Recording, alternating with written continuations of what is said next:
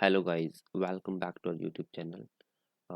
In today's video, we are going to discuss the first chapter of chemistry, that is chemical reaction and equation.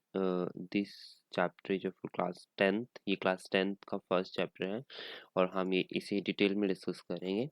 So this chapter is really helpful for CBSE board और any state board और TET examination, चाहे वो H TET हो, C TET हो या फिर any other state TET हो. ठीक है. सो आज हम इस चैप्टर्स को बहुत ही डिटेल में करने वाले हैं.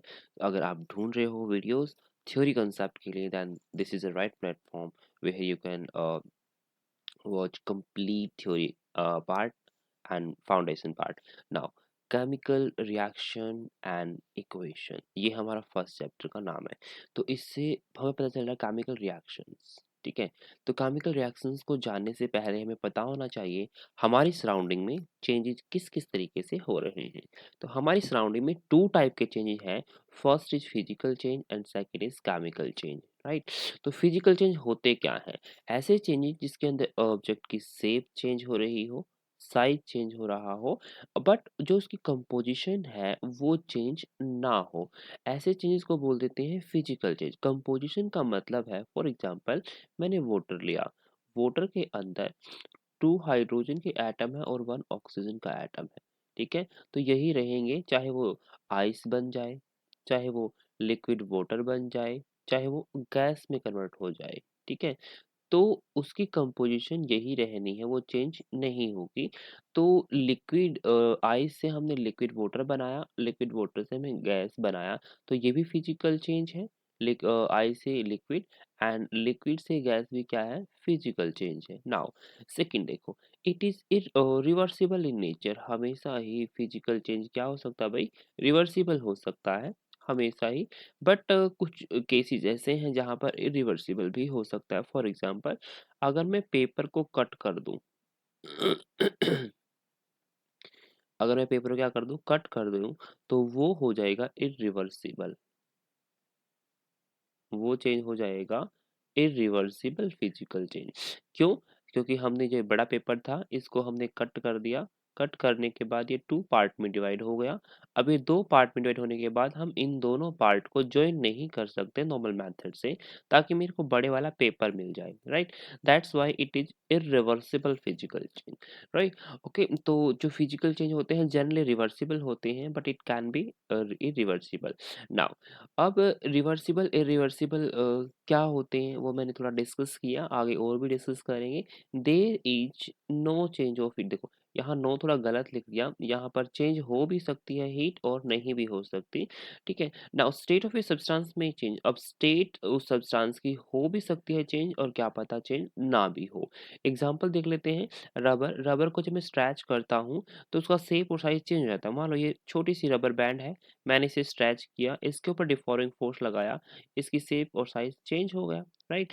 अगर मैं इसके डिफॉर्मिंग फोर्स को रिमूव करता हूँ तो दोबारा फिर उतने ही शेप साइज का मेरे को रबर बैंड मिलता है. इट मीन्स टू से ये मेरी इनिशियल स्टेज थी और ये मेरी कौन सी स्टेज है भाई? Final stage I. उसके बाद चेंज होने के बाद दोबारा फिर वही इनिशियल स्टेज आ गई. वही इनिशियल स्टेज आ गई. अगर वही इनिशियल स्टेज आ रही है, ओरिजिनल सब्सटेंस जैसा सब्सटेंस मुझे मिल रहा है, तो ये कैसा चेंज है? रिवर्सिबल चेंज है. नाउ नेक्स्ट है मेरे पास मेल्टिंग ऑफ आइस. अभी अभी चेक किया था, आइस को अगर मैं मेल्ट करूंगा यानी कि हीट करूंगा तो लिक्विड वाटर में चेंज हो जाएगा. That is also physical change. अगर कूल करता हूं तो मेरे को किस में चेंज हो जाएगा? अगर कूल करूंगा तो दोबारा फिर आइस. तो दोबारा फिर मुझे क्या मिल जाएगी भाई? आइस मिल जाएगी. इट मीन्स टू से आइस से मैंने स्टार्ट किया और दोबारा फिर आइस पे पहुंच गया. It means to say this is also a reversible change. Now next point देखो, change in the shape of an object on deforming force. Deforming force apply करने से ऑब्जेक्ट की शेप चेंज हो सकती है फिजिकल चेंज के अंदर. Conversion of solid metal into thin sheets, that property is called malleability. अगर मैं सॉलिड मेटल को थिन शीट में कन्वर्ट करता हूँ तो ये भी क्या होगा भाई? फिजिकल चेंज है, जो कि best non property that is malleability for metal, conversion of metals into wires. अब मेटल को जब वायर में कन्वर्ट करते हैं उसे बोल देते हैं डक्टिलिटी, ठीक है। तो this is also a example of a physical change. Now अब बात करते हैं हम केमिकल चेंजेस की। केमिकल चेंज होते क्या हैं वो भी हम डिस्कस करेंगे डिटेल में। अभी हमें पता है कि दो तरीके के चेंज होते हैं, फिजिकल एंड केमिकल। बट किस तरीके से जान सकते हैं केमिकल चेंज हो रहे हैं? केमिकल चेंज अगर हो रहा है तो वहाँ स्टेट चेंज हो सकती है, में चेंज लिखा है, कलर भी चेंज हो सकता है, एंड कंपोजिशन चेंज डेफिनेटली होगी ही होगी, तभी केमिकल चेंज होगा, अदरवाइज फिजिकल चेंज होगा। इवोल्यूशन ऑफ गैस हो सकती है केमिकल चेंज में, हीट एनर्जी भी रिलीज हो सकती है केमिकल चेंज में। केमिकल चेंज का एग्जांपल देख लेते हैं। Milk is left at room temperature, मैंने रूम टेम्परेचर मिल्क को छोड़ दिया। सीजन कैसा होना चाहिए? समर्स। तो milk, souring of milk, milk खट्टा हो जाता है। अगर मिल्क खट्टा हो गया है तो मिल्क खराब होगा, it means to say it is a chemical change, क्योंकि मिल्क की कंपोजिशन चेंज हो रही है। सेकंड एग्जांपल देखो, तवा है, पैन है या फिर नेल है जो कि आयरन की है। अगर मैं उसे छोड़ देता हूँ, एक्सपोज कर देता हूँ ह्यूमिड एटमॉस्फेयर में, जिसके अंदर मॉइस्चर है, वाटर है, ऑक्सीजन और कार्बन डाइऑक्साइड तो होगा ही, ठीक है। तो क्या होगा, ये मॉइस्चर इसे अटैक करेगा, किसे? आयरन को, जो कि सॉलिड फॉर्म में था। ऑक्सीजन एंड वाटर इसके साथ रिएक्शन करके Fe2O3.x मॉलिक्यूल ऑफ वाटर बना लेगा, जो कि एक क्या है? रस्ट है। क्या है भाई? एक रस्ट है। इट मीन्स टू से आयरन पहले प्योरेस्ट फॉर्म में था, अब इसकी कंपोजिशन चेंज हो गई क्योंकि इसके अंदर ऑक्साइड एंड वाटर मॉलिक्यूल आ गए, और इसका कलर हो गया रेडिश ब्राउन कलर, जिसे हम रस्ट बोल देते हैं। Means to say it is also a chemical change. It means to say हम कह सकते हैं rusting of an iron is a chemical change. Iron की रस्टिंग क्या है भाई? केमिकल चेंज है। नाउ अब देखो Fe2O3x, यहाँ x क्या है? x कोई भी नंबर हो सकता है, x की वैल्यू 1 हो सकती है, 2 हो सकती है, 3 हो सकती है, कुछ भी वैल्यू हो सकती है x की, बट इट रिमेन्स रस्ट, ये रस्ट की फॉर्म में ही रहेगा, ठीक है। नाउ अगर मेरे पास सिर्फ और सिर्फ Fe2O3 दे रखा हो, ठीक है, और पूछे व्हाट डज इट नेम, इसका नाम क्या है, तो ये है हेमेटाइट ओर भाई। क्या है भाई? हेमेटाइट ओर है। हाउ? और वो सब्सटेंसेस होते हैं, ठीक है, जिसके अंदर से हम प्योरेस्ट मेटल को आसानी से एक्सट्रैक्ट कर सकते हैं इकोनॉमिकली एंड बेनिफिशियली, और वो मेटल बहुत ज़्यादा अमाउंट में होने चाहिए, उसे बोल देते हैं ओर। तो आयरन का पहला ओर है हेमेटाइट, जिसका फॉर्मूला है Fe2O3, और आयरन का सेकंड ओर है मैग्नेटाइट, जिसका फॉर्मूला है Fe3O4। तो ये दोनों आपको याद रख लेने हैं, 1 मार्क्स पे क्वेश्चन कई बार पूछ लिया जाता है। नाउ सेकंड एग्जांपल है केमिकल चेंज का, ग्रेप्स गेट फर्मेंटेड। ग्रेप्स का फर्मेंटेशन हो जाता है, यानी कि जो ग्रेप्स होते हैं उसके अंदर होती है मेरे पास ग्लूकोज, ठीक है। और ग्लूकोज का को ईस्ट की प्रेजेंस में, ठीक है, इसकी प्रेजेंस में हम कन्वर्ट कर देते हैं किसके अंदर? अल्कोहल के अंदर। किसके अंदर? अल्कोहल के अंदर। Now conversion of glucose into alcohol in absence of oxygen and in presence of yeast, that is known as fermentation. उसे हम फर्मेंटेशन बोल देते हैं। यहाँ देखो, ग्रेप्स के अंदर ग्लूकोज थी और वो कंप्लीटली कन्वर्ट हो चुकी है अल्कोहल में। It means to say it is also a chemical change. ये भी क्या है हमारे पास? केमिकल चेंज है, तो यही यहाँ लिख रखा है। नेक्स्ट देखो। नाउ अब जब ग्लूकोज आया तो ग्लूकोज एक तरीके का कार्बोहाइड्रेट है। क्या है भाई? कार्बोहाइड्रेट है। और ऐसे कार्बोहाइड्रेट जिसके अंदर एक ही यूनिट होती है ग्लूकोज की, या फिर यानी मोनो, तो उसे बोल देते हैं मोनोसैकेराइड्स। क्या बोल देते हैं? मोनोसैकेराइड। अब बात करते हैं टेबल शुगर जो हम खाते हैं, उसके अंदर होती है सुक्रोज। क्या होती है उसके अंदर? सुक्रोज। और सुक्रोज ग्लूकोज प्लस फ्रक्टोज से मिलके बना हुआ होता है, यानी कि इसके अंदर दो मोनोमेरिक यूनिट है जिसे बोल देते हैं डाइसैकेराइड। क्या बोलते हैं देते हैं? डाइसैकेराइड्स बोल देते हैं, ठीक है।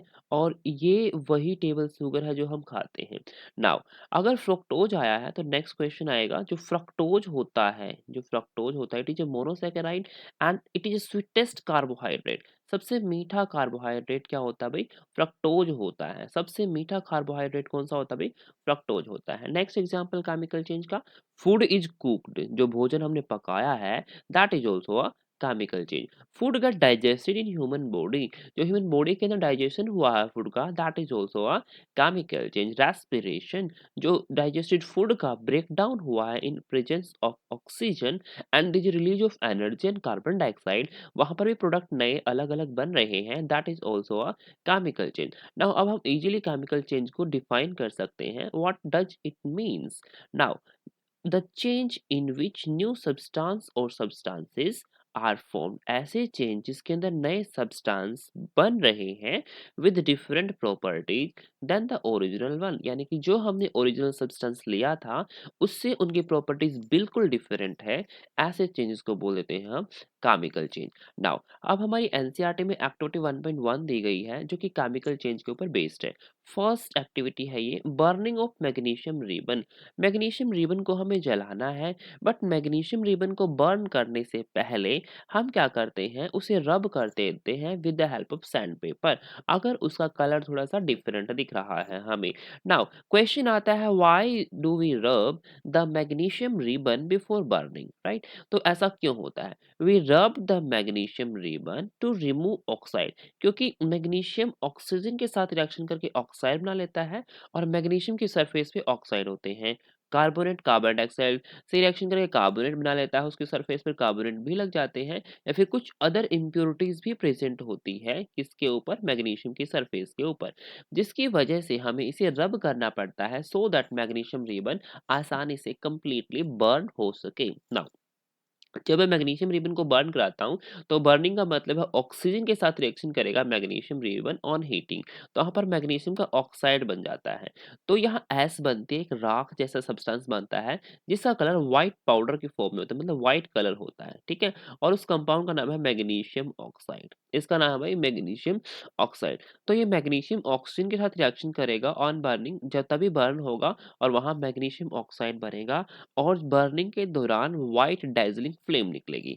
Now magnesium Burns with white dazzling flame, तो आपको फ्लेम याद रहनी चाहिए, कैसी फ्लेम के साथ मैग्नीशियम बर्न करता है, व्हाइट डेजलिंग फ्लेम के साथ मैग्नीशियम रिबन बर्न कर देता है। Now if you collect the white powder, जो व्हाइट पाउडर था मैग्नीशियम ऑक्साइड का, अगर है मॉइस्ट वॉच ग्लास, मॉइस्ट का मतलब है ऐसी वॉच ग्लास जिसके ऊपर कुछ वाटर के वेपर प्रेजेंट है, वाटर मॉलिक्यूल्स प्रेजेंट हैं, तो अगर वाटर मॉलिक्यूल प्रेजेंट है तो मैग्नीशियम जो ऑक्साइड है, जिस जो कि सॉलिड फॉर्म में है, ठीक है, किस फॉर्म में भाई, सॉलिड फॉर्म में है, और उस वाटर लिक्विड के साथ रिएक्शन करेगा और वहाँ मैग्नीशियम हाइड्रोक्साइड बन जाएगा, जिसे हम बोल देते हैं मिल्क ऑफ मैग्नीशिया। क्या बोलते हैं भाई, milk of magnesia. Now next question, activity number 2, the reaction in which दीजिए कलर चेंज। अब एक ऐसी रिएक्शन देखेंगे जिसके अंदर कलर चेंज हो रहा है, and that is a chemical change. Now हमने लिया लेड नाइट्रेट, लेड नाइट्रेट के अंदर पोटेशियम आयोडाइड डाला तो lead iodide and potassium nitrate बन गया। अब आपको इसका फॉर्मूला डिराइव करना आता ही होगा। लेड का फॉर्मूला होता है Pb2 पॉजिटिव, वैलेंसी 2 होती है, उसके नीचे लिख देंगे। नाइट्रेट का होता है NO3 1 नेगेटिव, अब जितना चार्ज है इसके अंदर उसकी वैलेंसी उतनी ही है, तो इन्हें क्रॉस मल्टीप्लाई कर देंगे, तो मेरे पास लेड नाइट्रेट का फॉर्मूला आ जाएगा PbNO3 होल ट्वाइस। तो मेरे पास ये नाइट्रेट का फॉर्मूला, पोटेशियम आयोडाइड का फॉर्मूला तो पता ही होगा, के के ऊपर 1 पॉजिटिव होता है, आई के ऊपर 1 नेगेटिव। लेड आयोडाइड अगेन हम बना सकते हैं, Pb2 पॉजिटिव होता है और आयोडाइड 1 नेगेटिव होता है, इसकी वैलेंसी जितना चार्ज इसके ऊपर है, इसकी वैलेंसी जितना चार्ज है, क्रॉस मल्टीप्लाई करो, तो ये Pb के नीचे 1 आएगा और O के नीचे क्या आएगा, सॉरी सॉरी आई आएगा भाई, ये O के नीचे क्या आएगा आई, क्योंकि आयोडाइड पूछा है ना, क्या पूछा भाई, आयोडाइड। अगर आयोडाइड पूछा है तो वहां आयोडीन ही होगा ना तो यह I2 आएगा, क्या आएगा भाई, I2। तो यहाँ जो फॉर्मूला होगा PbI2 होगा। एंड पोटेशियम नाइट्रेट का तो आपको पता ही होगा KNO3, तो ये फॉर्मूला होगा। नाउ अब जो लेड नाइट्रेट होता है उसका कलर होता है व्हाइट, हमने व्हाइट कलर लिया था, पोटेशियम आयोडाइड का रिएक्शन कराई तो वहां पर प्रेसिपिटेट बन गए ये ब्राइट येलो कलर के, यानी कि येलो कलर आ गया और KNO3 एज इट इज निकल गया। इट मीन्स टू से यहाँ कलर चेंज हो रहा है, it means to say this is a chemical reaction. ये कैसी क्या है भाई, केमिकल रिएक्शन है। Next activity 1.3, zinc granule. अब जिंक ग्रैनुला क्या होते हैं, मेटल के छोटे छोटे पीस होते हैं जिसे हम जिंक ग्रैनुला बोल देते हैं, और ये पीस है हमारे पास जिंक मेटल के। जब भी मैं जिंक जिंक मेटल को डाइल्यूट HCl के साथ या डाइल्यूट H2SO4 के साथ रिएक्शन करता हूँ, तो वहाँ पर उसका सल्फेट बनता है और वहाँ से गैस रिलीज होती है हाइड्रोजन, ठीक है। मतलब ये वो केमिकल चेंज है जिसके अंदर गैस रिलीज हो रही है, एक्टिविटी 1.3 हमें एक्सप्लेन कर रही है, ठीक है। तो हाइड्रोक्लोरिक एसिड का फॉर्मूला होता है HCl एंड सल्फ्यूरिक एसिड का होता है H2SO4, और H2SO4 को हम किंग ऑफ केमिकल्स भी बोल देते हैं, ठीक है। तो इसकी रिएक्शन देखो, जिंक डाइल्यूट एसिड का रिएक्शन करेगा तो जिंक क्लोराइड और हाइड्रोजन गैस और वहां से हीट एनर्जी भी निकलेगी। इट मीन्स टू से इस रिएक्शन के अंदर हाइड्रोजन गैस भी रिलीज हो रही है और हीट एनर्जी भी रिलीज हो रही है। It means to say this is that type of change in which evolution of gas occur and evolution of heat is also occurring. Now similar the case for H2SO4, zinc H2SO4 के साथ reaction करेगा, zinc sulphate बनेगा, hydrogen gas निकलेगी और heat energy निकल जाएगी। Next to occur a chemical reaction, जब भी केमिकल रिएक्शन मुझे करानी है तो क्या क्या हो सकता है। फर्स्ट केस है भाई, स्टेट चेंज हो सकती है। देखो कार्बन लिया मैंने, कोल जो कि सॉलिड फॉर्म में था, मैंने इसे बर्न कराया ऑक्सीजन के प्रेजेंस में, वहां कार्बन डाइऑक्साइड निकलेगी, हीट एनर्जी और लाइट एनर्जी निकल जाएगी। It means to say this is also a chemical. यहाँ पर भी क्या हो रही है भाई, केमिकल रिएक्शन हो रही है। Similar the case for methane को जब मैंने कंबशन कराया तो कार्बन डाइऑक्साइड निकली, वाटर मॉलिक्यूल निकले गैसेस फॉर्म में और हीट एनर्जी निकल गई।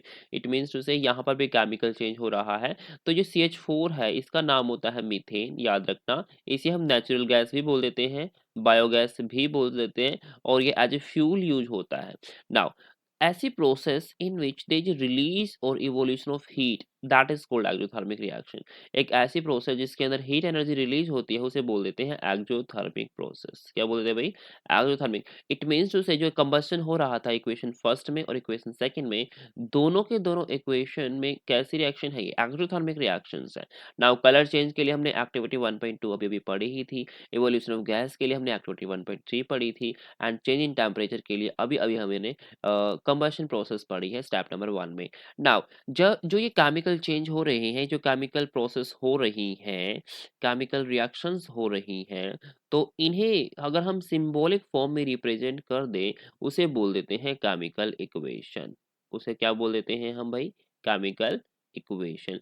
बिकॉज अगर हम केमिकल इक्वेशंस को वर्ड फॉर्म में लिखेंगे, क्या बोलेंगे, वर्ड फॉर्म में लिखेंगे तो हमारे पास बहुत ज़्यादा टाइम वेस्ट हो जाएगा। इसलिए हमारे पास जो एलिमेंट उनका सिंबल है, तो उन कंपाउंड्स को सिंबॉलिक फॉर्म में लिखेंगे और वो बन जाएगी केमिकल इक्वेशन। तो देख लेते हैं केमिकल इक्वेशन होती क्या है। Symbolic representation of A chemical reaction, chemical reaction को सिंबल की फॉर्म में रिप्रेजेंट करना, that is chemical equation. Now हम क्या करते हैं, लेफ्ट हैंड साइड में जो भी सब्सटेंस लिखते हैं उसे बोल देते हैं रिएक्टेंट। क्या बोल देते हैं, रिएक्टेंट। उसके ऊपर कुछ कंडीशन इंपोज करते हैं, उसके बाद वहां क्या बन देते हैं, प्रोडक्ट। जो भी प्रोडक्ट बनते हैं उन्हें राइट साइड में लिखते हैं, रिएक्टेंट को लेफ्ट हैंड साइड में लिखते हैं, और एरो हमें दिखाता है कि केमिकल चेंज हो रहा है, और एरो के ऊपर हम कंडीशन रिप्रेजेंट करते हैं। लेट्स सपोज ए मेरा रिएक्टेंट है, बी मेरा रिएक्टेंट है, तो इसे हम लेफ्ट हैंड साइड लिखेंगे, हमेशा रिएक्टेंट को लेफ्ट हैंड साइड लिखेंगे। उसके बाद एरो लगाएंगे, और एरो क्या हो रहा है, केमिकल चेंज हो रहा है, और सी और डी क्या बन गए भाई, प्रोडक्ट बन गए। इन्हें हमेशा ही राइट हैंड साइड लिखेंगे हम, ठीक है। तो एग्जांपल लिख लेते हैं, मैग्नीशियम, मैग्नीशियम को हमने जलाया था, magnesium plus oxygen converting to magnesium oxide. ये मेरे पास वर्ड इक्वेशन है, कितने बड़े बड़े वर्ड मुझे लिखने पड़ रहे हैं। अगर हमारा कम वर्ड्स में काम चल रहा है तो हम क्या करेंगे, इसका सिंबल लिख देंगे। मैग्नीशियम का सिंबल Mg है, ऑक्सीजन क्या है, O2 है, और मैग्नीशियम ऑक्साइड क्या है, MgO है। तो यही मेरे पास क्या है, केमिकल इक्वेशन है। नाउ अब देख लेते हैं केमिकल इक्वेशन कितने टाइप की होती है। केमिकल इक्वेशन दो टाइप की होती है, एक होती है बैलेंस्ड केमिकल इक्वेशन, दूसरी होती है अनबैलेंस्ड केमिकल इक्वेशन।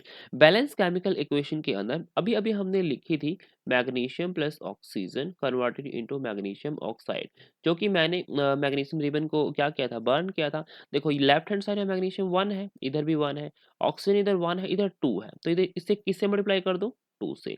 नाउ अब ऑक्सीजन यहाँ कितनी हो गई, 2 हो गई, बिकॉज एक एमजीओ में 1 ऑक्सीजन थी एंड 2 एमजीओ में 2 ऑक्सीजन है। तो यहाँ पर मैग्नीशियम कितने हो गए भाई, 2, तो यहाँ 2 से क्या कर दो, मल्टीप्लाई कर दो। तो ऐसी इक्वेशन जिसके अंदर number of atoms of different elements in the reactant side is equal to the number of atoms of different elements का सम प्रोडक्ट साइड के इक्वल है, उसे बोलते हैं बैलेंस्ड केमिकल इक्वेशन। अगर ऐसा नहीं है उसे बोल देते हैं अनबैलेंस केमिकल इक्वेशन। जैसे मैंने पहले लिखी थी, magnesium plus oxygen converted into MgO।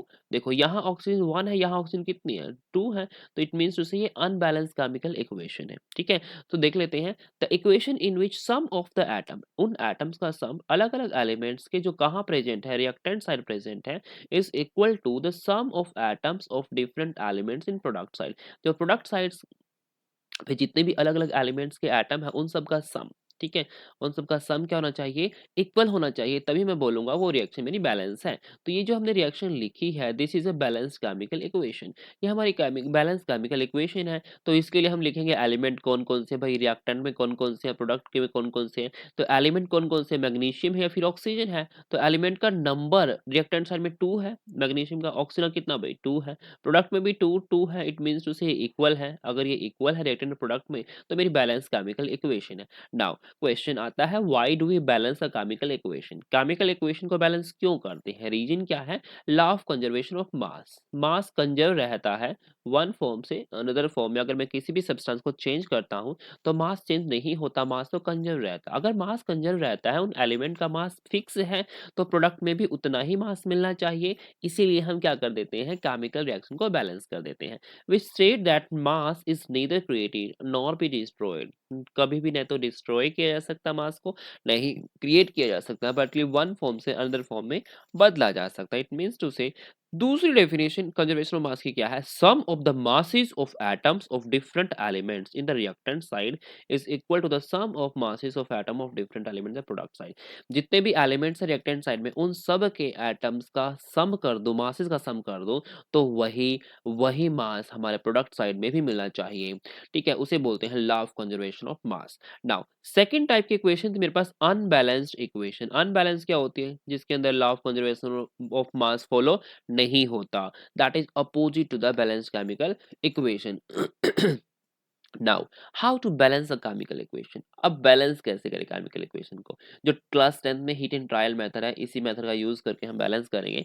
तो मैंने एक नॉर्मल रॉ इक्वेशन लिख ली, zinc plus H2SO4 combined to ZnSO4 plus hydrogen. Zinc metal है, ये एसिड है, मेटल जब भी एसिड के साथ रिएक्शन करती है, हाइड्रोजन गैस निकलती है और उसका कॉरस्पॉन्डिंग सोल्ट बन जाता है जिंक सल्फेट, सिंपल। तो हम क्या करेंगे, सबसे पहले चेक करेंगे कितने टाइप के एलिमेंट मेरी इक्वेशन में गिवन है। तो सबसे पहले लिखेंगे एलिमेंट, उसके नीचे लिखेंगे एलिमेंट का सिंबल, जिंक एलिमेंट प्रेजेंट है यहाँ, हाइड्रोजन प्रेजेंट है यहाँ, सल्फर प्रेजेंट है यहाँ, ऑक्सीजन प्रेजेंट है। अब चेक करेंगे रिएक्टेंट साइड में इनका नंबर क्या है। देखो जिंक के सामने कुछ भी नहीं लिखा हुआ, तो हमें 1 लिख सकता हूँ, तो जिंक एक, ओनली 1 एटम प्रेजेंट है जिंक का। हाइड्रोजन के इस मॉलिक्यूल में कितने हैं, 2 हैं, तो लिख दिया मैंने। सल्फर कितने हैं, एक ही है। ऑक्सीजन कितने हैं, 4 है, लिख दिया।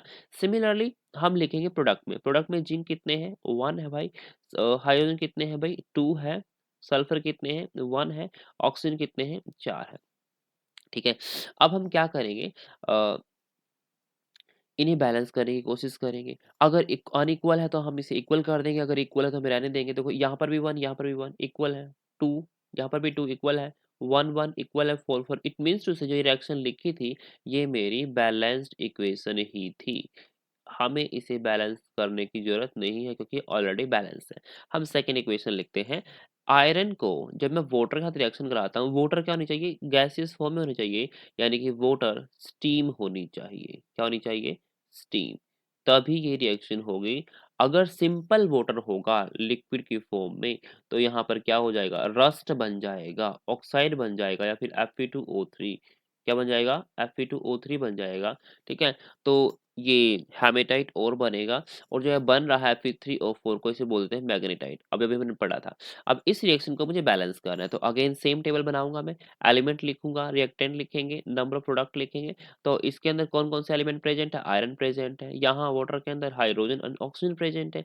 रिएक्टेंट साइड में 3 ही एलिमेंट प्रेजेंट है, 3 टाइप के एलिमेंट प्रेजेंट है। तो देख लेते हैं नंबर इनका, आयरन के पास कुछ भी नहीं लिखा हुआ, तो वहाँ 1 लिख सकता हूँ, यानी कि आयरन का नंबर रिएक्टेंट में 1 है, तो मैंने 1 लिख दिया। हाइड्रोजन कितने, बेस में 2 है, तो 2 हाइड्रोजन है, तो 2 लिख दिया मैंने। ऑक्सीजन कितने भाई, एक ही ऑक्सीजन है। नाउ अब देखो यहाँ देखो, आयरन के बेस में 3 लिखा हुआ, इट मींस टू से 3 आयरन है यहाँ। ठीक है, 3 आयरन के एटम। ऑक्सीजन के बेस में कितना लिखा हुआ, 4, तो ऑक्सीजन कितने हैं भाई, 4 है। हाइड्रोजन के बेस में 2 लिखा हुआ, तो हाइड्रोजन कितने हैं, 2। नाउ सी, अब आप देखो, आयरन 1, यहाँ पर 3, हाइड्रोजन 2 2 एंड 1 1। तो क्या करेंगे, हम आयरन एंड ऑक्सीजन को बैलेंस करेंगे। क्या करेंगे भाई, आयरन एंड ऑक्सीजन को बैलेंस करेंगे। लेकिन सी सबसे ज्यादा नंबर किसका है, ऑक्सीजन का है, तो सबसे पहले हम ऑक्सीजन को ही बैलेंस करेंगे। अगर मुझे ऑक्सीजन को बैलेंस करना है तो रिएक्टेंट साइड में जहां पर भी ऑक्सीजन के सामने 1 लिखा हुआ है, 1 एटम है, उसको मैं 4 से मल्टीप्लाई कर देता हूँ। तो मैंने क्या लिखा, देखो यहाँ आयरन था, वाटर था, Fe3 और 4 था, H2 था। तो ऑक्सीजन वाटर के अंदर है, तो वाटर को मैं 4 से मल्टीप्लाई कर देता हूँ। तो यहाँ हमने 4 से मल्टीप्लाई कर दिया। जैसे ही हमने 4 से मल्टीप्लाई कर दिया, मैं इक्वेशन लिख दूंगा मैं as it is, Fe+4H2 converted into Fe3O4+H2। तो यहाँ 4 ऑक्सीजन हो गए, लेकिन हाइड्रोजन का नंबर चेंज हो गया भाई। हाइड्रोजन कितने हो गए, 8 हो गए हैं। कितने हो गए हैं, 8 हो गए हैं। अब मुझे क्या करना पड़ेगा, मुझे आयरन यहाँ कितने आयरन और हाइड्रोजन को बैलेंस करना पड़ेगा। यहाँ आयरन कितने हैं, 3, तो इस आयरन को मैं 3 से मल्टीप्लाई कर दूं, ठीक है। तो यहाँ आयरन बैलेंस हो गया। अब देखो ऑक्सीजन भी बैलेंस है, 4 इधर 4 इधर, बचा क्या, हाइड्रोजन बचा हुआ है। हाइड्रोजन कितने हैं, 8 है, यहाँ कितने हैं, 2 है। तो 2 को किससे मल्टीप्लाई करूं कि 8 बन जाए, तो 4 से मल्टीप्लाई कर दूं। तो मैंने 4 से मल्टीप्लाई कर दिया। अब यहाँ देखो बैलेंस है, देखो आयरन कितने, 3, इधर भी कितने, 3 है। यहाँ हाइड्रोजन कितने हैं, एक वाटर मॉलिक्यूल में 2 हाइड्रोजन एंड 4 वाटर मॉलिक्यूल में 8 हाइड्रोजन। बट यहाँ देखो कितने हाइड्रोजन है, 1 हाइड्रोजन मॉलिक्यूल में 2 हाइड्रोजन एंड 4 हाइड्रोजन मॉलिक्यूल में कितने हो गए भाई, 8, यानी कि हाइड्रोजन भी बैलेंस है। ऑक्सीजन कितने, यहाँ 1 वाटर मॉलिक्यूल में 1 है और 4 वाटर मॉलिक्यूल में 4 ही रहेंगे। यहाँ O4 है, इट मीन्स टू से मेरे पास आयरन भी बैलेंस है, यहाँ हाइड्रोजन भी बैलेंस है, यहाँ ऑक्सीजन भी बैलेंस होगा। It means to say this is a balance chemical equation. Now अब हम क्या कर देते हैं, बैलेंसिंग के बाद इन एलिमेंट्स की या फिर कंपाउंड की स्टेट भी लिखते हैं, ठीक है। तो आयरन हमारा सॉलिड स्टेट में था, तो ब्रैकेट में स्मॉल s लिख दिया, s फॉर सॉलिड। वाटर किस में था, स्टीम में था, वेरी हाई टेम्परेचर पर, तो स्टीम लिख दिया मैंने। और या फिर गैस भी लिख सकता हूं मैं। तो Fe3O4 मेरा क्या बना, सॉलिड बना, स्मॉल s लिखो। हाइड्रोजन क्या बना, गैस मिला, तो यहाँ स्मॉल g लिख दो इसके ब्रैकेट में। तो इस तरीके से हम किसी भी इक्वेशन को हिट एंड ट्रायल मेथड से क्या कर सकते हैं, बैलेंस कर सकते हैं। नेक्स्ट इक्वेशन है मेरे पास 6CO2 plus 6 molecular of water, sunlight और क्लोरोफिल के प्रेजेंस से मेरे को ग्लूकोज मिल रहा है C6H12O6, 6 molecular of carbon dioxide oxygen के मिल रहे हैं जो कि गैसेस फॉर्म में है। तो बताओ क्या ये बैलेंस इक्वेशन है, yes it is a balance equation. देखो कैसे, कार्बन कितने 6 है, यहाँ यहाँ कितने हैं, कार्बन 6 है। हाइड्रोजन कितने हैं, 12 है, यहाँ हाइड्रोजन कितने हैं, 12 है। यहाँ ऑक्सीजन कितने, देखो 6 ऑक्सीजन यहाँ है और इसमें 12 ऑक्सीजन यहाँ है। 12 प्लस 6 कितने हो गए, 18 ऑक्सीजन हो गए। यहाँ देखो 6 ऑक्सीजन यहाँ है एंड 12 ऑक्सीजन यहाँ, 18 हो गए। इट मीन्स टू से ये मेरी रिएक्शन क्या है, बैलेंस केमिकल इक्वेशन है। क्या है भाई, balance chemical equation. It means to say तो इसे बैलेंस करने की जरूरत नहीं है। आप देखो ये भी रिएक्शन दे रखी है हमें, देखो ये रिएक्शन थोड़ा अलग तरीके से लिख दी इन्होंने, तो हम दोबारा भी लिख सकते हैं। CO जो कि गैसेस फॉर्म में थी, ठीक है, plus 2 molecular of hydrogen, again ये गैसेस फॉर्म में थी। तो यहाँ मैंने 340 एटमॉस्फेयर प्रेशर लगाया, ठीक है। तो ये बन गया मिथेनॉल, CH3OH जो कि लिक्विड फॉर्म में था, तो मिथेनॉल बन गया। तो क्या ये बैलेंस केमिकल इक्वेशन है, देखते हैं। कार्बन कितने हैं, 1 है, यहाँ कितने हैं, 1 है, तो कार्बन तो बैलेंस है। ऑक्सीजन 1 है, यहाँ पर भी 1 है, ऑक्सीजन भी बैलेंस है। हाइड्रोजन कितने हैं, एक हाइड्रोजन मॉलिक्यूल के अंदर 2 हाइड्रोजन एंड 2 हाइड्रोजन मॉलिक्यूल के अंदर 4 हाइड्रोजन, तो 4 हाइड्रोजन यहाँ है, यहाँ देखो 3 यहाँ 1 यहाँ, तो यहाँ पर भी 4 है। इट मीन्स उसे ये भी मेरी क्या है, बैलेंस केमिकल इक्वेशन है। नाउ नेक्स्ट क्वेश्चन देख लेते हैं, बैलेंस केमिकल इक्वेशन। हमें केमिकल इक्वेशन को बैलेंस करना है, तो आपको मिलेगा hydrogen plus chlorine converting to hydrogen chloride. तो ये आपको पता होनी चाहिए हाइड्रोजन का फॉर्मूला क्या होता है, क्लोरीन का क्या होता है, हाइड्रोजन क्लोराइड क्लोराइड का क्या होता है। उसके बाद आप लिखोगे सिंबॉलिक फॉर्म में, और उसके बाद आप इजीली इसे क्या कर लोगे, बैलेंस कर लोगे। तो हाइड्रोजन को लिख देता हूँ H2 जो कि गैस में होता है, क्लोरीन को लिख देता हूँ Cl2, क्या बन गया HCl। अगर मैं HCl को 2 से मल्टीप्लाई कर दूं तो हाइड्रोजन 2 है, यहाँ यहाँ पर भी 2 है, बैलेंस हो गया। क्लोरीन 2 है, यहाँ यहाँ पर भी 2 है, तो ये भी बैलेंस हो गया। इट मीन्स टू से ये भी क्या है, बैलेंस केमिकल इक्वेशन मैंने लिख दी। नेक्स्ट मैंने बेरियम क्लोराइड लिया, उसके अंदर एल्यूमिनियम सल्फेट डाला और बन गया barium sulphate and aluminium chloride. अब आपको इन नेम से फॉर्मूला पता होने चाहिए कैसे लिखते हैं। तो बेरियम क्लोराइड को BaCl2 लिख सकता हूँ, एल्यूमिनियम सल्फेट को Al2SO4 होल थ्राइस लिख सकता हूँ। तो बेरियम सल्फेट बना और एल्यूमिनियम क्लोराइड बना। आई थिंक ये भी केमिकल इक्वेशन बैलेंस है कि नहीं, लेट यू चेक। क्या है, बैलेंस है। देखो बेरियम यहाँ कितने हैं, 1 है, यहाँ कितना है, 1 है। क्लोरीन यहाँ कितने हैं, 2 है, यहाँ कितने, 3 है। इट मीन्स टू से ये तो बैलेंस नहीं है, ठीक है। इट मीन्स टू से ये तो बैलेंस नहीं है। अगर यहाँ 2 है, यहाँ 3 और मुझे बैलेंस करना है, तो इसको मैं 2 से मल्टीप्लाई कर दूँ और इसको मैं किससे मल्टीप्लाई कर दूँ, 3 से मल्टीप्लाई कर दूँ। तो मैंने इसे 3 से मल्टीप्लाई कर दिया और इसे किससे कर दिया, 2 से कर दिया ना। क्लोरीन बैलेंस हो गई है, अदरवाइज वही टेबल बनाओगे आप और बैलेंस करोगे। तो एल्यूमिनियम कितने, यहाँ 2, यहाँ कितने हैं, तो एल्यूमिनियम भी बैलेंस हो चुका है। बेरियम 1 एंड बेरियम 1 ये भी बैलेंस हो चुका। अब हम सल्फेट को डायरेक्टली देख लो। सल्फेट के कितने मॉलिक्यूल, यहाँ 3 हैं। कितने भाई, 3 हैं। लेकिन यहाँ कितने हैं, 1 है। तो यहाँ बेरियम 3 थे ना, तो इसे 3 से मल्टीप्लाई कर दूं, तो यहाँ बेरियम 3 है, तो यहाँ पर भी कितने हो गए, 3 हो गए। सल्फेट यहाँ भी 3 है, यहाँ भी 3 है। अब मेरी रिएक्शन क्या हो गई है, बैलेंस। तो ये रिएक्शन इस तरीके से मैंने बैलेंस करके लिख दी। ठीक है। 3BaCl2 plus Al2SO4 whole thrice is equal to 3 barium sulfate plus 2 molecule of Cl3। ठीक है। नाउ नेक्स्ट इक्वेशन है sodium plus water converted to sodium hydroxide plus hydrogen. देखो सोडियम का फॉर्मूला Na होता है, वाटर का H2 होता है, सोडियम हाइड्रोक्साइड का NaOH होता है और हाइड्रोजन का होता है H2 होता है। Let you check is it balance और नॉट। देखो हाइड्रोजन कितने हैं, यहाँ 2 हैं भाई, यहाँ कितने हैं, 2 हैं, ये तो बैलेंस है। ऑक्सीजन कितनी है, 1 है, यहाँ पर भी कितनी है, 1 है। लेकिन हाइड्रोजन देखो 1 यहाँ, 2 यहाँ, 3 हो गए, यहाँ ओनली 2 है, तो इसे तो बैलेंस करना पड़ेगा। सोडियम कितने, 1 है, 1 है, तो हम क्या करें, क्या करें, यहाँ पर हाइड्रोजन 2 है और यहाँ पर कितने हैं, 3 है। तो इसको अगर मैं 2 से मल्टीप्लाई कर दूं, तो 2 हाइड्रोजन इसमें हो गए, 2 इसमें हो गए, 4। और इसको मैं 2 से मल्टीप्लाई कर दूंगा, यहाँ पर भी हाइड्रोजन कितने हो गए, 4। और हाइड्रोजन बैलेंस। ऑक्सीजन 2, यहाँ पर भी 2।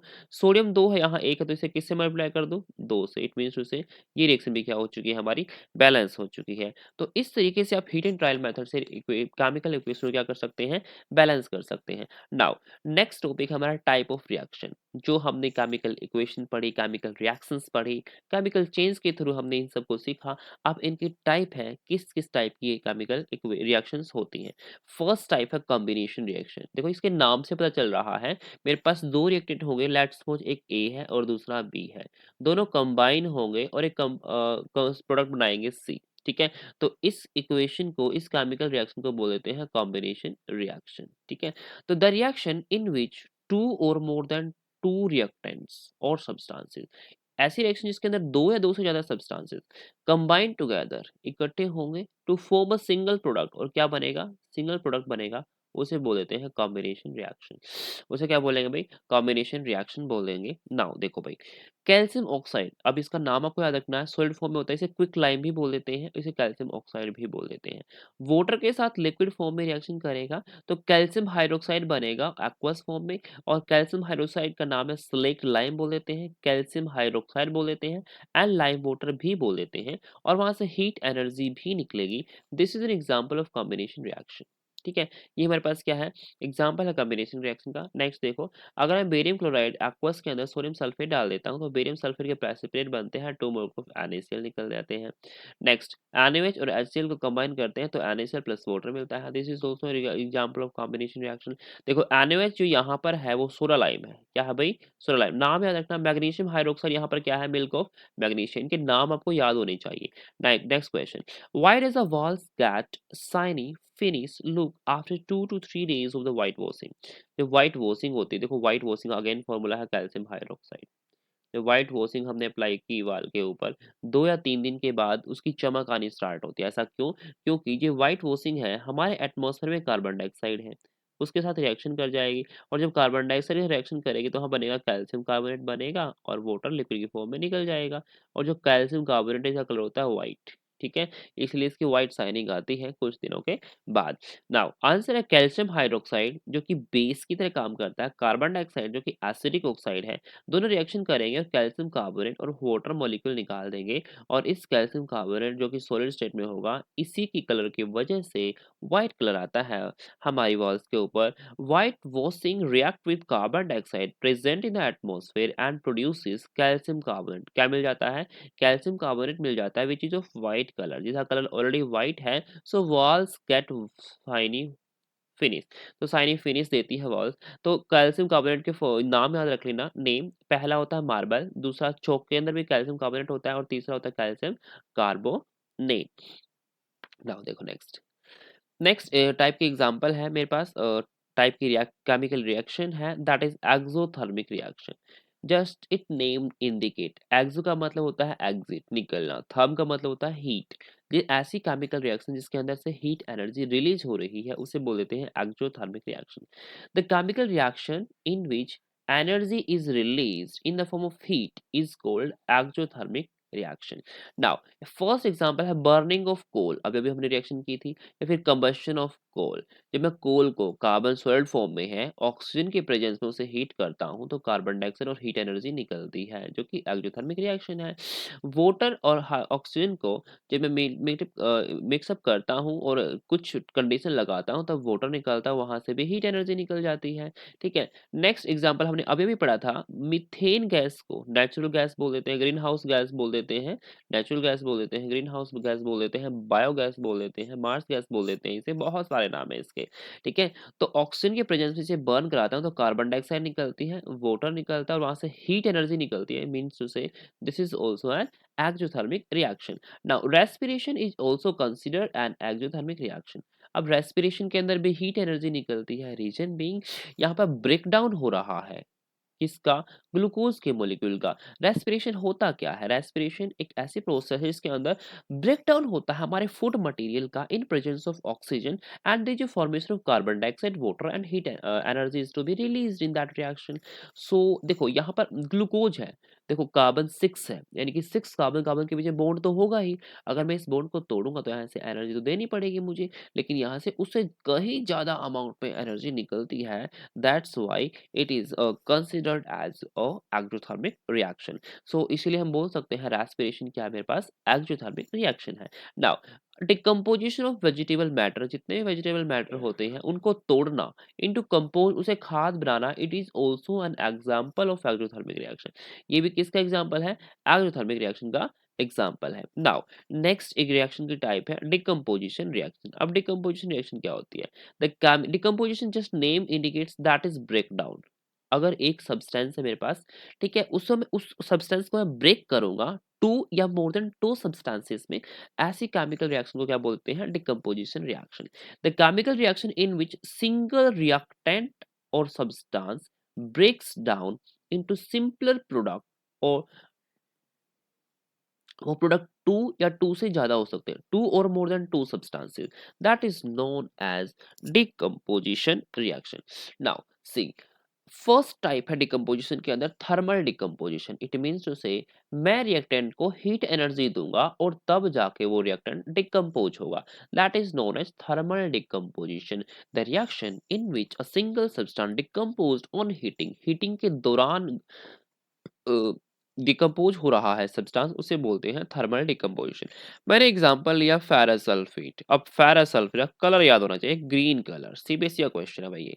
फेरस सल्फेट को जब ग्रीन कलर के सब्सटेंस को मैं हीट करता हूं तो वहां पर रेडिश ब्राउन सब्सटेंस मिलता है और सल्फर डाइऑक्साइड, सल्फर ट्राइऑक्साइड, ऐसी गैस निकलती है जैसे कि हमें लग रहा हो सल्फर बर्न हो रही है। तो आपको ये रिएक्शन याद आ जानी चाहिए उस time. Ferrous sulphate green colour का होता है, उसे हीट करने पर रेडिश ब्राउन का सब्सटेंस बनता है जो सॉलिड फॉर्म में होता है, और वहां से ऐसी गैसेस निकलती हैं जहां पर स्मेल आती है बर्निंग सल्फर की। इट मींस जैसे मेरा गिवन सब्सटेंस फेरस सल्फेट था। ठीक है। और जो रेडिश ब्राउन प्रेसिपिटेट बना वो था फेरिक ऑक्साइड, का फॉर्मूला है Fe2O3। और sulphur dioxide and sulphur trioxide gases निकली which shows that it is a characteristic odor of burning sulfur, right? So this is example of thermal decomposition reaction। Second example है calcium carbonate, marble बोल दो, limestone बोल दो। ठीक है। इसे मैं हीट करूंगा तो वहां पर कैल्शियम ऑक्साइड जाके क्विक लाइम बनेगा और वहां से कार्बन डाइऑक्साइड गैस निकल जाएगी। ठीक है। तो this substance is also going to break on heating, ये सब्सटेंस भी हीट करने के दौरान ही ब्रेक हो रहा है। So this is also an example of thermal decomposition. Now देखो, because heat is required to decompose the given sub reactant, इस रिएक्टेंट को तोड़ने के लिए हीट एनर्जी की जरूरत पड़ रही है। So these type of reactions are also known as thermal decomposition. इसलिए इन्हें क्या बोलेंगे, थर्मल डिकम्पोजिशन रिएक्शन बोलेंगे, या फिर इन्हें एंडोथर्मिक रिएक्शन भी बोल सकते हैं। बिकॉज इन रिएक्शन को कराने के लिए मुझे हीट एनर्जी रिक्वायर्ड है, हमें हीट एनर्जी देनी पड़ रही है गिवन रिएक्टेंट को। That's why these are also known as endothermic reaction. जितनी भी डिकम्पोजिशन रिएक्शन होती है वो एंडोथर्मिक हो सकती है। Next example number 3 thermal decomposition lead nitrate. This is also very good example, ये भी बहुत इंपॉर्टेंट है भाई। तो लेड नाइट्रेट को जब मैं हीट करता हूँ तो लेड ऑक्साइड बनता है और नाइट्रेट से यहाँ नाइट्रोजन ऑक्साइड यानी कि नाइट्रोजन डाइऑक्साइड गैस निकलती है और ऑक्सीजन गैस निकलती है। अब इसका कलर आपको याद होना चाहिए, ये व्हाइट कलर का होता है लेड नाइट्रेट, और lead oxide normally yellow colour का हमें दिखता है नॉर्मली रूम टेम्परेचर पर। लो टेम्परेचर पर इसका कलर येलो होता है, ठीक है। और ब्राउन गैस के फ्यूम निकलते हैं, नाइट्रोजन डाइऑक्साइड इन एनोटो की फॉर्म में जब निकलते हैं तो वहाँ ब्राउन फ्यूम निकलते हैं और ऑक्सीजन तो सिंपल ट्रांसपेरेंट होती है। तो अब याद रखना जो लेड ऑक्साइड का कलर होता है येलो होता है, लेकिन जब इसकी स्ट्रक्चर कैसी होती है ऑर्थोरोम्बिक। कैसी होती है भाई? ऑर्थोरोम्बिक, यानी कि लो टेम्परेचर पर जो लेड ऑक्साइड उसका कलर होगा येलो। अगर टेम्परेचर थोड़ा हाई कर दे तो उसका कलर हो जाएगा रेड, क्योंकि हाई टेम्परेचर पर जो लेड ऑक्साइड है वो टेट्रागोनल शेप में होता है और उसका कलर होता है रेड। ओके, सो ये आपको याद रखना है। तो इसका कलर येलो भी हो सकता है, रेड भी हो सकता है, दैट डिपेंड ऑन टेम्परेचर। अगर लो टेम्परेचर बोलता है तो इसका कलर येलो ही मिलेगा और नॉर्मली इसका कलर येलो ही देखने को मिलता है हमें लैब के अंदर। Now electrolysis of water. Now again it is a decomposition reaction. देखो इलेक्ट्रोलिसिस ऑफ वाटर, अब मुझे वाटर का ब्रेक डाउन करना है। इलेक्ट्रिसिटी की हेल्प से मैं क्या करूंगा? ब्रेक डाउन करूंगा। दैट इज ऑल्सो डिकम्पोजिशन, लेकिन हमने एनर्जी किस फॉर्म में ली? यहाँ इलेक्ट्रिसिटी की फॉर्म में ली। किस फॉर्म में ली एनर्जी हमने? यहाँ इलेक्ट्रिसिटी की फॉर्म में ली। तो water which is in liquid state, मैं इसके अंदर से इलेक्ट्रिसिटी पास करूंगा on adding few drop acid. Acid मैंने इसके अंदर डाला, रीजन बिंग जो प्योर वाटर होता है, डिस्टिल्ड वाटर होता है, वो कंडक्ट नहीं करता इलेक्ट्रिसिटी को। इलेक्ट्रिसिटी का कंडक्टर बनाने के लिए इसके अंदर मैंने क्या डाल दिया? एसिड डाल दिया। कुछ भी ले लो, डाइल्यूट H2SO4 ले सकते हो या फिर डाइल्यूट HCl ले सकते हो। क्या ले सकते हो? डाइल्यूट HCl ले सकते हो, जस्ट बिकॉज ऑफ कंडक्टिविटी।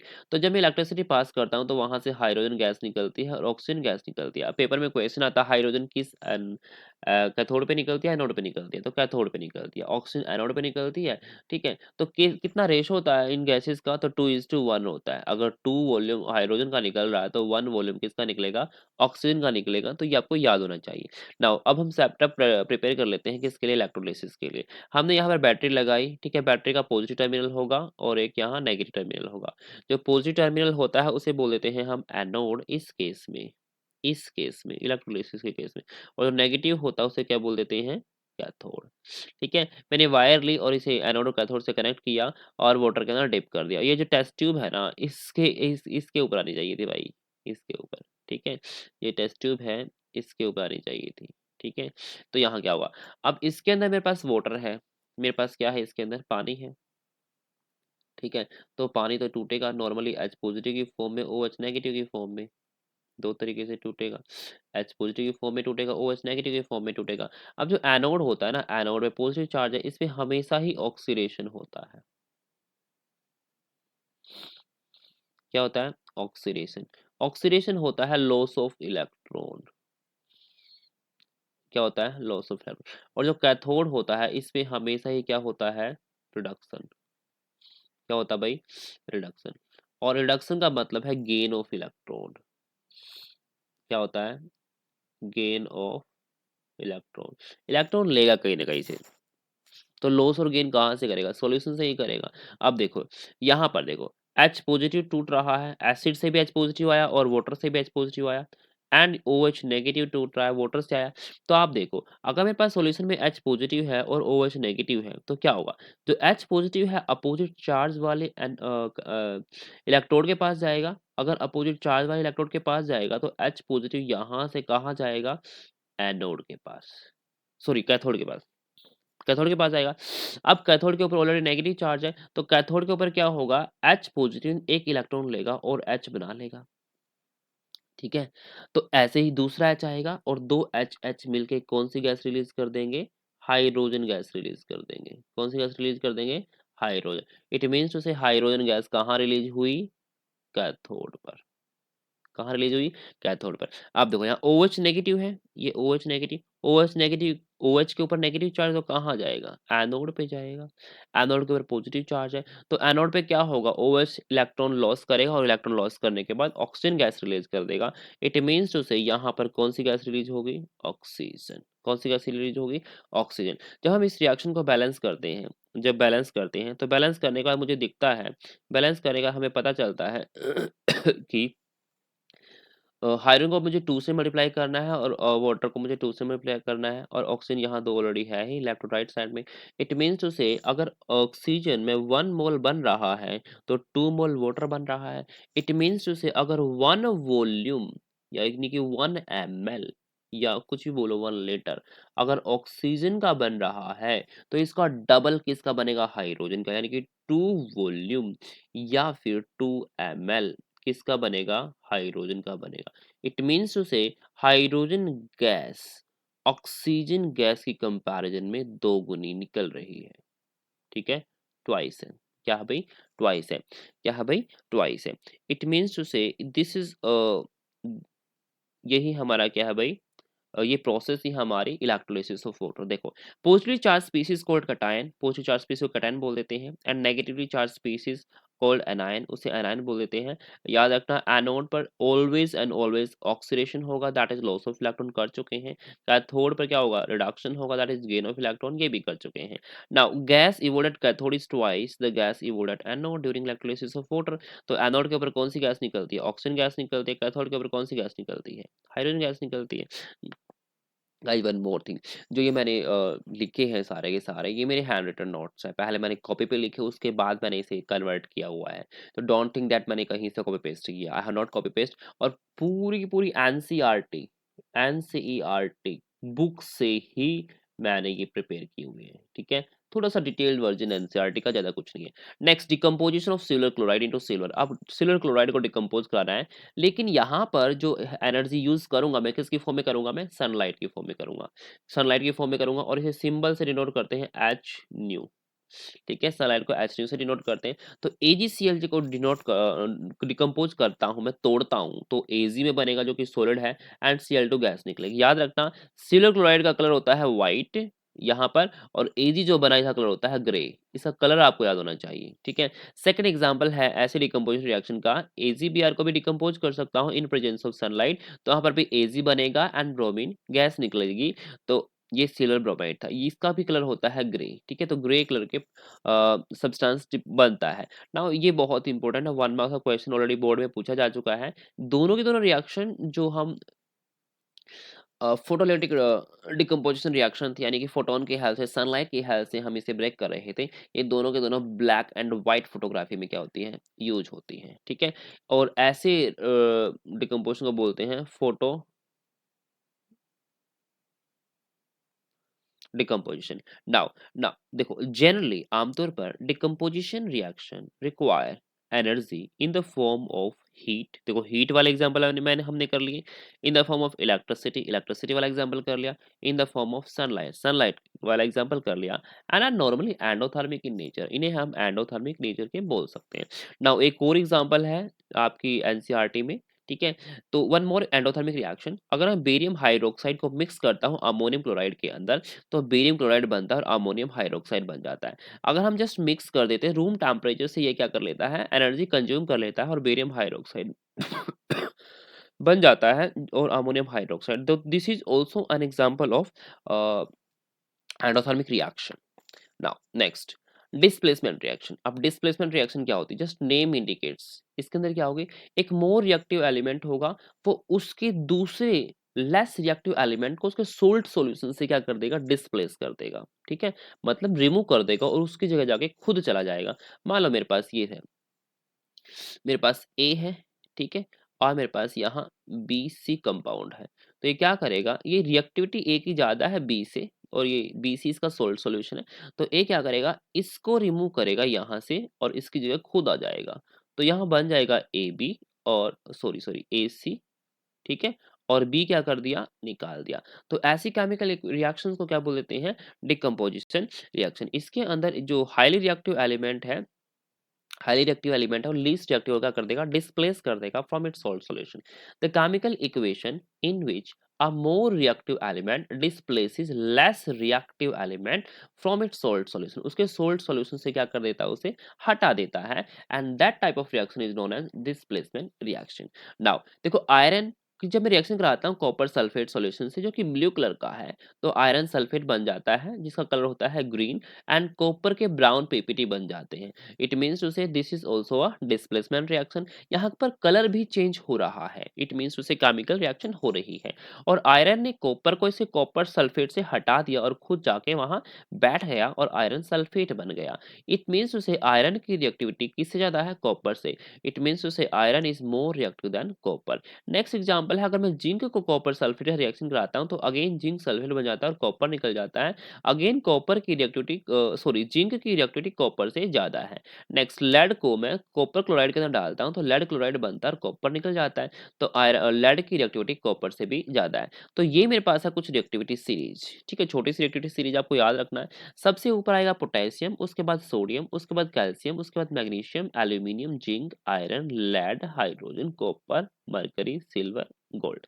ठीक है, तो ये मेरे पास है रिएक्टिविटी सीरीज। इस रिएक्टिविटी सीरीज में जो सबसे ज्यादा रिएक्टिव है वो है मेरे पास जो टॉप पे है। ठीक है, सोडियम सॉरी पोटेशियम।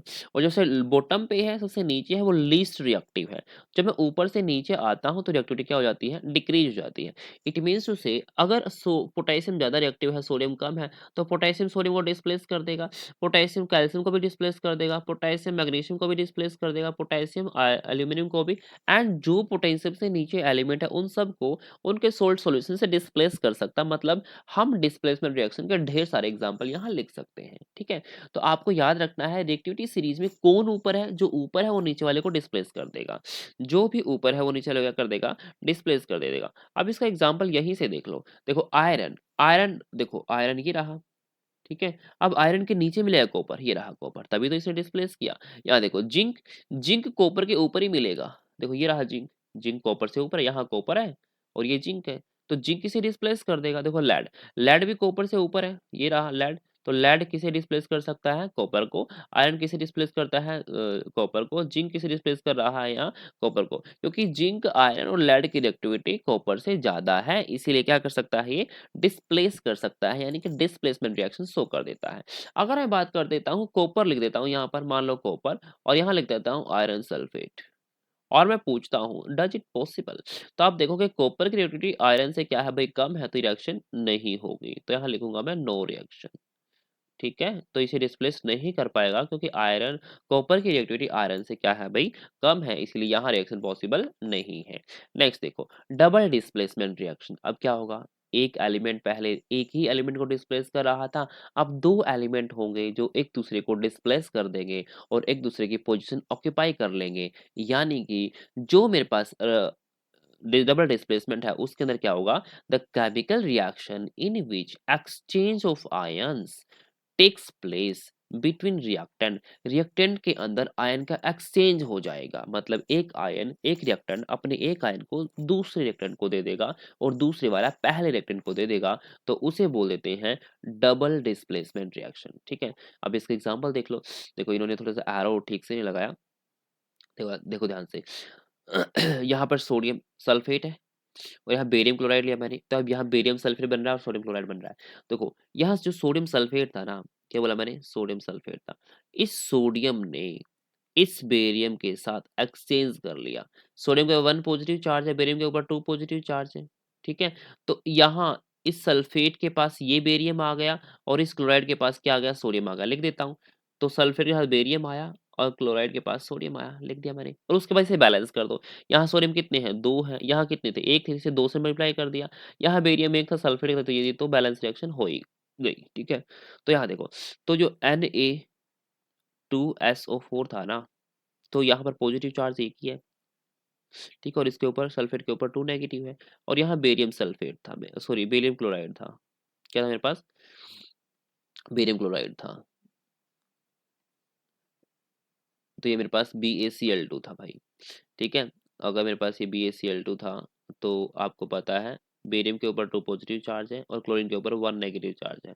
ठीक है, तो ये क्या करेगा? यहाँ से सोडियम और ये बेरियम एक्सचेंज हो जाएंगे, यानी कि सोडियम यहाँ आ जाएगा इसके पास और बेरियम इसके पास चला जाएगा। तब जब सोडियम क्लोराइड के पास आ रहा है तो यहाँ बनेगा NaCl, और जो बेरियम है वो सल्फेट के साथ जा रहा है तो वह क्या बन जाएगा? BaSO4।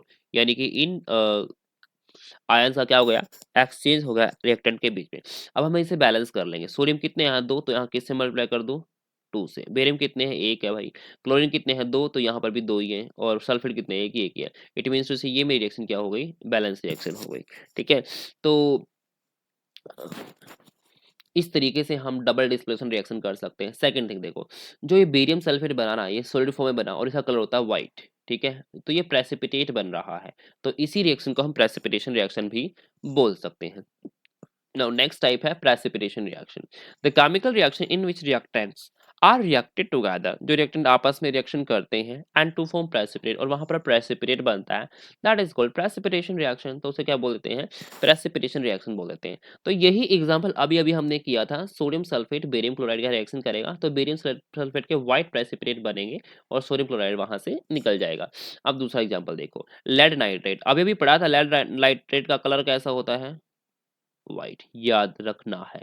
Ki के साथ रिएक्शन करेगा तो PbI2 के येलो पीपीटी बनेंगे। कैसे बनेंगे, येलो पीपीटी बनेंगे और पोटेशियम नाइट्रेट निकल जाएगा। इट मीन्स आपको कलर बिल्कुल याद रखने हैं। ठीक है, जो कन्वर्जन आते हैं बोर्ड में तो वहाँ ABC ऐसे लिख के उसका कलर देता है और पता चल जाता है हमें रिएक्शन कौन सी कैसी हो रही है। तो this is precipitation reaction. Next, oxidation क्या होता है। अगर ऑक्सीडेशन की नॉर्मल डेफिनेशन दे तो ऑक्सीडेशन में O आ रहा है तो addition of oxygen.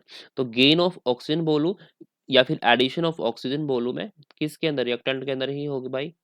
Addition of oxygen बोल देते हैं। ठीक है, तो उसे क्या बोल देते हैं, ऑक्सीडेशन बोल देते हैं। नाउ या फिर रिमूवल ऑफ हाइड्रोजन, हाइड्रोजन को रिमूव कर दो तो भी ऑक्सीडेशन होगा, या फिर बोल देते हैं लॉस ऑफ इलेक्ट्रॉन। अभी अभी हमने इलेक्ट्रोलिसिस में पढ़ा था loss of electron, that is also known as oxidation. ठीक है, तो देखो कॉपर को हमने ऑक्सीजन रिएक्शन कराई तो कॉपर ऑक्साइड बन गया। अब कॉपर का कलर याद रखना ब्राउन होता है भाई। ठीक है, और जब कॉपर ऑक्साइड रिएक्शन करेगा कॉपर के अंदर ऑक्सीजन ऐड हो गई तो कॉपर ऑक्साइड बन गया। इसका मतलब कॉपर क्या हो गया, ऑक्सीडेशन हो गया। और जब कॉपर ऑक्साइड बना इसका कलर होता है ब्लैक। कैसा होता है, ब्लैक। तो इस कॉपर क्या हो रहा है, ऑक्सीडेशन। ठीक है, यहाँ पर क्या हो रहा है, ऑक्सीडेशन। किसका, कॉपर का। किसका, कॉपर का। ठीक है, तो this is oxidation. Next, reduction. Reduction क्या होता है, रिडक्शन ऑक्सीडेशन का उल्टा। ठीक है, अगर ऑक्सीडेशन में एडिशन ऑफ ऑक्सीजन हो रही है तो यहाँ पर रिमूवल ऑफ ऑक्सीजन होगी। ठीक है, रिमूवल ऑफ ऑक्सीजन होगी। अगर यहाँ रिमूवल ऑफ ऑक्सीजन है, ठीक है, तो एडिशन ऑफ हाइड्रोजन होगा। Gain of hydrogen, removal of oxygen and loss of electron. Oxidation में था, यहाँ गेन ऑफ इलेक्ट्रॉन हो जाएगा। नाउ अब मैं क्या करूंगा, जो कॉपर ऑक्साइड देखो कैसा था, ब्लैक कलर का था, इसके अंदर से हाइड्रोजन गैस पास कर देता हूँ और हीट कर दूंगा इसे, तो क्या होगा, यहाँ से ऑक्सीजन निकल जाएगी। क्या हो जाएगी, ऑक्सीजन निकल जाएगी तो कॉपर बन जाएगा। अगेन ब्राउन कलर का प्रेसिपिटेट बनेगा, ब्राउन कलर की कॉपर मिलेगी। तो यहाँ कॉपर ऑक्साइड से क्या बना, कॉपर। यहाँ पर क्या हुआ, रिमूवल ऑफ ऑक्सीजन, तो उसे क्या बोलेंगे, रिडक्शन। क्या बोलेंगे, रिडक्शन। देखो यहाँ हाइड्रोजन था, हाइड्रोजन से वाटर बन गया। यहाँ इसके अंदर क्या हुआ, एडिशन ऑफ ऑक्सीजन हुआ, तो एडिशन ऑफ ऑक्सीजन को क्या बोलेंगे, ऑक्सीडेशन। नेक्स्ट, अब आता बात आती है रिडॉक्स रिएक्शन। अब रिडॉक्स रिएक्शन होती क्या है, जस्ट नेम इंडिकेट्स। अगर मैं रिडॉक्स को ध्यान से देखो ना तो ये RED, इसका मतलब होता है रिडक्शन, और OX, ऑक्स का मतलब होता है ऑक्सीडेशन। एक ऐसी रिएक्शन जिसके अंदर ऑक्सीडेशन एंड रिडक्शन साइमल्टेनियसली हो रहा हो उसे क्या बोल देते हैं, redox reaction. The chemical reaction in which, यहाँ इन आना चाहिए, in which oxidation and reduction occur simultaneously is called redox reaction। उसे क्या बोलेंगे, redox reaction। देखो redox reaction समझने से पहले आपको याद हो जाना चाहिए कि ऑक्सीडेशन क्या होता है, रिडक्शन क्या होता है। तो हम वही एग्जांपल ले लेते हैं। Normally copper oxide black colour का था, हाइड्रोजन गैस पास की और यहाँ टेम्परेचर थोड़ा सा हाई है। ठीक है, हाई टेम्परेचर पर। ठीक है, तो यहाँ पर कॉपर ब्राउन कलर का मिलेगा मुझे और वाटर निकल जाएगा। यहाँ देखो कॉपर ऑक्साइड से कॉपर का रिमूवल, ऑक्सीजन का रिमूवल हुआ, रिमूवल ऑफ ऑक्सीजन, और तब जाके कॉपर बना। अब रिमूवल ऑफ ऑक्सीजन को क्या बोल देते हैं, रिडक्शन।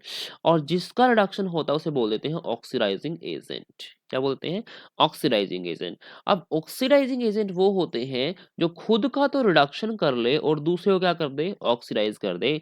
इस कॉपर ऑक्साइड ने खुद को रिड्यूस कर लिया कॉपर में, रिमूवल ऑफ ऑक्सीजन, लेकिन इस हाइड्रोजन को क्या कर दिया, ऑक्सीडाइज कर दिया, किसके अंदर, H2O में। हाइड्रोजन के अंदर ऑक्सीजन ऐड हुई है तब जाके वाटर बना है, तो यहाँ लिख सकता हूँ एडिशन ऑफ ऑक्सीजन, हाइड्रोजन के अंदर ऑक्सीजन ऐड हुई है, that is known as oxidation, और जिसका ऑक्सीडेशन होता है उसे बोलते हैं रिड्यूसिंग एजेंट, ठीक है। तो यहाँ बोल देते हैं कॉपर इज रिड्यूस क्योंकि कॉपर ने ऑक्सीजन का लॉस किया है, and hydrogen is oxide oxidise क्योंकि हाइड्रोजन में ऑक्सीजन का एडिशन हुआ है, ठीक है।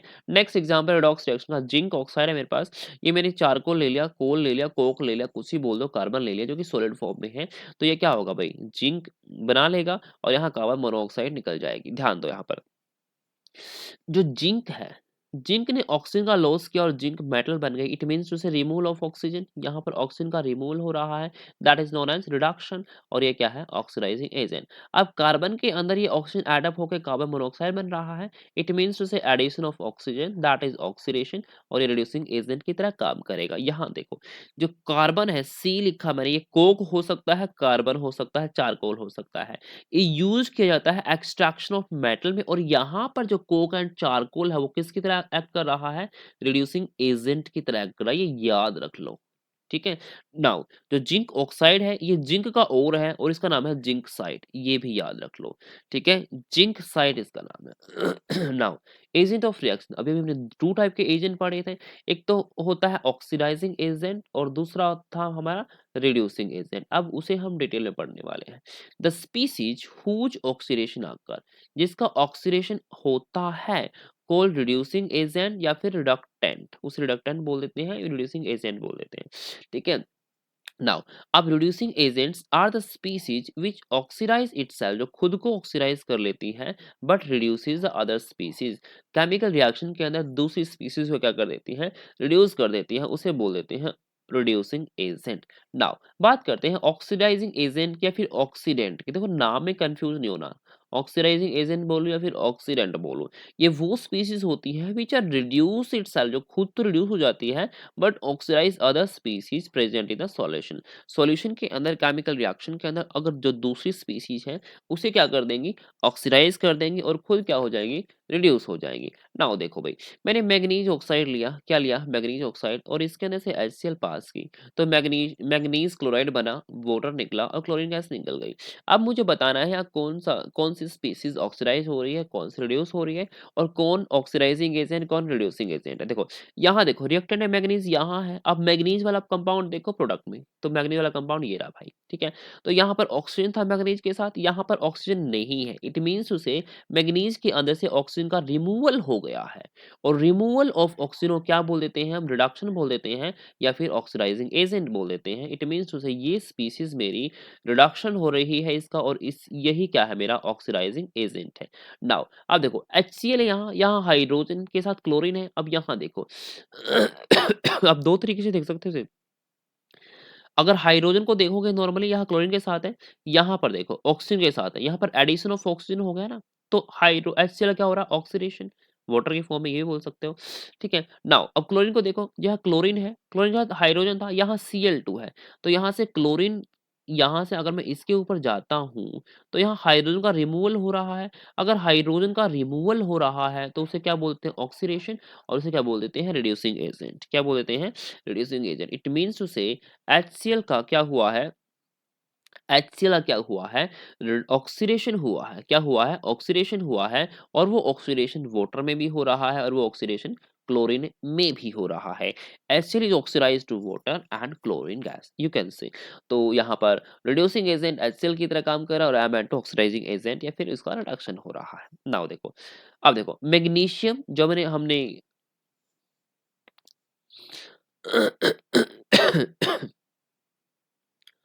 जो हमने बर्निंग और मैग्नीशियम रिबन किया था, तो वो मैग्नीशियम ने ऑक्सीजन रिएक्शन की थी और मैग्नीशियम ऑक्साइड बना रहा था। अगर आप नॉर्मल तरीके से देखोगे ना, तो यहाँ आप बोल दोगे यहाँ पर मैग्नीशियम में क्या हो रहा है, ऑक्सीडेशन हो रहा है। आप बोलोगे नॉर्मल तरीके से मैग्नीशियम में क्या हो रहा है, ऑक्सीडेशन। आप बोलोगे मैग्नीशियम में ऑक्सीजन का एडिशन हुआ और मैग्नीशियम ऑक्साइड बन गया। मैग्नीशियम में ऑक्सीजन का एडिशन हुआ और मैग्नीशियम क्या बन गया, ऑक्साइड बन गया। लेकिन एक्चुअल में ना यहाँ दोनों चीजें हो रही है, देखो कैसे, यहाँ पर ऑक्सीडेशन भी हो रहा है, यहाँ पर रिडक्शन भी हो रहा है, ठीक है। यहाँ पर ऑक्सीडेशन भी हो रहा है, रिडक्शन भी हो रहा है। इस यूनिवर्स के अंदर जो ऑक्सीडेशन और रिडक्शन वाले रिएक्शन सेपरेटली कभी एग्जिस्ट करते ही नहीं, हमेशा ही रिडॉक्स रिएक्शन होती है।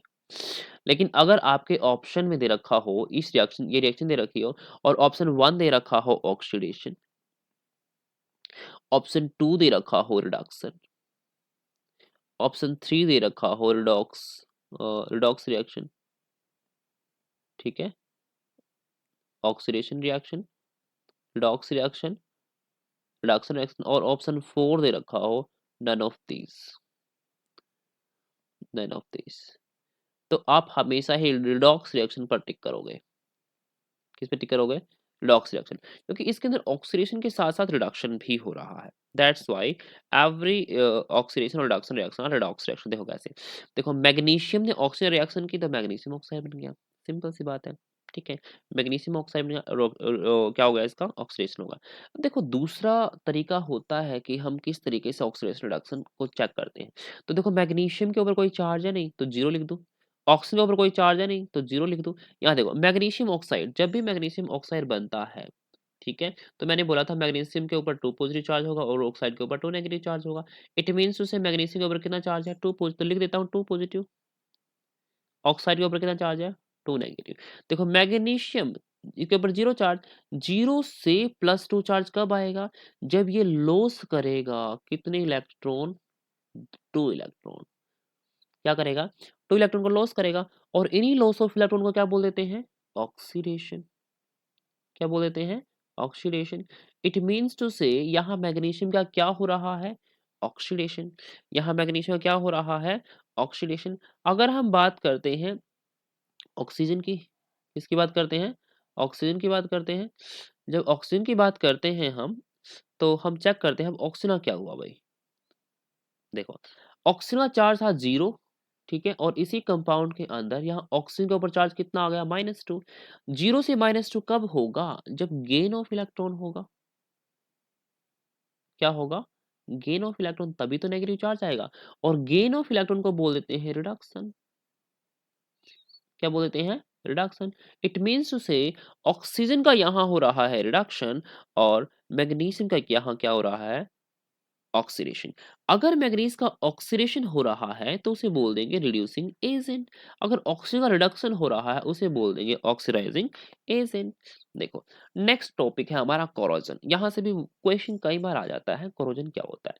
कोरोजन क्या होता है, the deterioration of metal in presence of moisture, oxygen, acid, cold, corrosion. मतलब मेटल का खत्म हो जाना, डिस्ट्रॉय हो जाना, किसकी प्रेजेंस में, मॉइस्चर की प्रेजेंस में, ऑक्सीजन की प्रेजेंस में, एसिड की प्रेजेंस में, उसे बोल देते हैं कोरोजन। क्या बोलते हैं, corrosion. Now when metal is attacked और एक्सपोज्ड बाय मॉइस्चर, ने मॉइस्चर में छोड़ देते हैं, एसिड उसके ऊपर गिर जाता है, तो वो रिएक्शन कर लेती है उसे, और वहां क्या हो जाता है, कोरोड हो जाती है, वो खराब हो जाती है, ठीक है। And this process is known as corrosion. उस प्रोसेस को क्या बोल देते हैं, कोरोजन बोल देते हैं। एग्जाम्पल अभी रस्टिंग ऑफ आयरन, अभी हमने रिएक्शन पढ़ी थी रस्टिंग ऑफ आयरन की। वहां क्या बनता था, Fe2O3 point x molecule of water,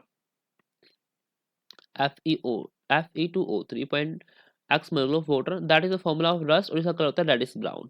कैसा कलर होता है भाई, that is brown. It means to say जो आयरन है वो आयरन की फॉर्म में, प्योर की फॉर्म में न रह के किसकी फॉर्म में चला गया, रस्ट की फॉर्म में चला गया, और जिसकी वजह से आयरन वीक हो गया। Next, silver becomes black. आपने देखा होगा आपके मदर जो ऑर्नामेंट्स पहनते हैं सिल्वर के, वो कुछ टाइम के बाद ब्लैक कलर के हो जाते हैं। ऐसा क्यों होता है, क्योंकि जो सिल्वर सल्फर होती है ना एटमॉस्फेयर में, उसके साथ रिएक्शन करके Ag2S बना लेता है, और इसका कलर होता है ब्लैक, ठीक है।